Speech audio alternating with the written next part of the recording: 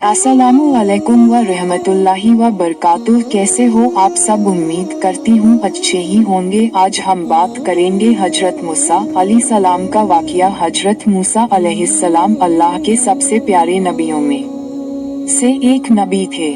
उन्हें कलीमुल्लाह के नाम से उस वक्त जाना जाता था, जिसका मतलब होता है अल्लाह से सीधे बात करना वाला।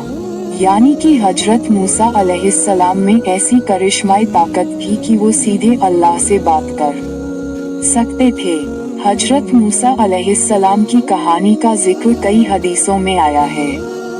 आज हम कोशिश करेंगे कि आपको ज्यादा से ज्यादा हजरत मूसा अलैहिस्सलाम के बारे में बता सके। हजरत मूसा अलैहिस्सलाम की पैदाइश। हजरत मूसा अलैहिस्सलाम की पैदाइश एक इजरायली परिवार में हुई थी, यानी वह एक इजरायली परिवार से ताल्लुक रखते थे।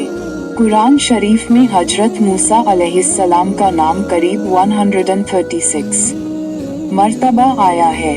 अल्लाह ने हजरत मूसा अलैहिस्सलाम को इजरायली लोगों को हिदायत देने के लिए नबी बनाकर भेजा था। उस वक्त वहाँ के लोग फिरौन की इबादत करते थे। फिरौन मिस्र का एक ताकतवर बादशाह था। लोग अल्लाह को न मानकर फिरौन को ही खुदा मानते थे।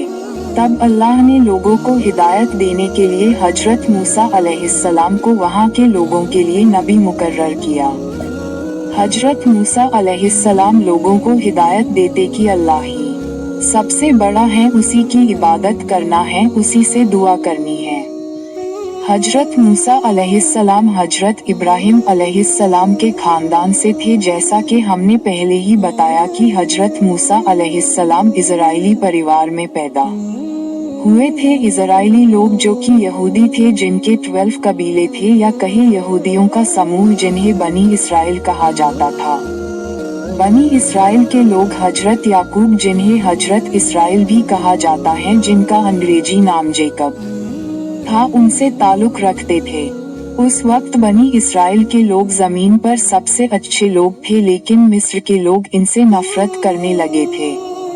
उस वक्त मिस्र के ताकतवर राजा फिरौन ने सारे बनी इसराइल के लोगों को अपना गुलाम बना दिया था।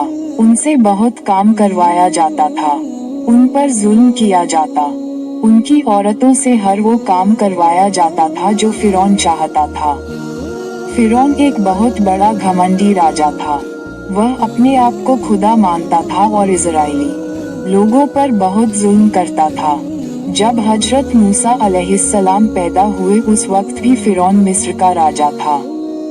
हजरत मूसा अलैहिस्सलाम के दुनिया में आने से पहले फिरौन को किसी ने खबर दी थी कि बनी इसराइल में एक लड़का जल्द ही पैदा होगा। उसके पैदा होते ही फिरौन का सारा साम्राज्य खत्म हो जाएगा। ये बात सुनकर फिरौन घबरा गया और उसने अपनी सेना को हुक्म दिया कि हर बनी इसराइल के घरों की तलाशी करो और जहां बच्चा दिखे उसे मार दो। फिरौन सिर्फ बेटों को मारना चाहता था, बेटियां होने पर वह उन्हें छोड़ देता था। फिरौन का हुक्म मिलते ही सिपाही बनी इसराइल के घरों की तलाशी में निकल गए और एक एक करके उनके बच्चों का कत्ल करना शुरू कर दिया। जब हजरत मूसा अलैहिस्सलाम की माँ को इस बात की खबर लगी, तब वह डर गई। तब अल्लाह से एक पैगाम उनको आया कि तू इसे एक टोकरी में रखकर नील नदी में छोड़ दे, इस बच्चे को कुछ नहीं होगा। अल्लाह के हुक्म के मुताबिक उन्होंने हजरत मूसा अलैहिस्सलाम को एक टोकरी में घर के पीछे नील नदी में रख दिया। नदी में रखते ही टोकरी भी बहने लगी। टोकरी नदी में बहकर फिरौन के महल तक जा पहुंची। टोकरी को देखते ही फिरौन के सिपाहियों ने हजरत मूसा अलैहिस्सलाम को टोकरी से निकाला और फिरौन के पास ले गए। महल पहुंचते ही फिरौन की बीवी ने आपको यानी हजरत मूसा अलैहिस्सलाम को पहचान लिया और कहा कि ये बनी इसराइल के घर का ही बेटा है, जिससे हमें खतरा है। फिरौन आपको उसी वक्त मारना चाहता था, लेकिन फिरौन की बीवी ने कहा कि इसे मारो मत, इसके जिंदा रहने से हमारी आंखों को ठंडक मिलती रहेगी कि हमारा दुश्मन हमारे सामने ही है और हमारी कैद में है। हो सकता है ये हमारे लिए खुशनसीब बच्चा हो। फिरौन ने अपनी बीवी की बात मान ली और आपको अपने महल में रख लिया। जब आपको भूख लगी तब फिरौन ने अपने यहाँ काम करने वाली औरतों को बुलाया और कहा कि इस बच्चे को दूध पिलाओ, ये भूखा है और रो रहा है। लेकिन अल्लाह की कुदरत देखो, कोई भी औरत आपको दूध नहीं पिला सकी, सारी औरतें दूध पिलाने में नाकाम रही। फिरौन समझ गया था कि ये कोई मामूली बच्चा नहीं। फिर दूध पिलाने के लिए आपकी माँ को तलाशा गया और तलाश करके आपको दूध पिलाया गया। एक हदीस के मुताबिक आप यानी हजरत मूसा अलैहिस्सलाम फिरौन के महल में ही बड़े हुए। यहाँ तक कि 18 साल के जवान भी उसी महल में हुए। आपने ने हजरत शोएब अलैहिस्सलाम की बेटी सफूरा से शादी भी की। हजरत मूसा अलैहिस्सलाम ने बड़े होकर लोगों को समझाया कि फिरौन की इबादत करना बंद करो और एक अल्लाह की इबादत में यकीन करो। एक हद तक लोग उनकी बात मान भी गए थे। उसी दौरान मिस्र में भयंकर अकाल पड़ा था। लोग कई बीमारियों में मुब्तला हो गए थे। सारे लोग हजरत मूसा अलैहिस्सलाम के पास पहुँचे और कहा कि हम आपके कहने पर चलेंगे और वादा किया कि वही अल्लाह की ही इबादत करेंगे। जब लोग बीमारी से ठीक होना शुरू हुए और हालत पहले जैसे होने लगे तब लोग फिरौन के डर से वापस उसकी इबादत में लग गए। उसी दौरान फिरौन के जुल्म से लोगों को निजात दिलवाने के लिए हजरत मूसा अलैहिस्सलाम ने फिरौन को चेतावनी दी और कहा कि वह लोगों पर जुल्म करना छोड़ दे और लोगों को गुलामी से आजाद कर दे। लेकिन घमंडी फिरौन को इस बात का कोई असर नहीं हुआ। हजरत मूसा अलैहिस्सलाम ने बनी इस्राइल के लोगों को इकट्ठा किया और फिलिस्तीन के लिए रवाना हो गए, क्योंकि वो सभी इजरायली लोगों को फिरौन के जुल्म से निजात दिलवाना चाहते थे।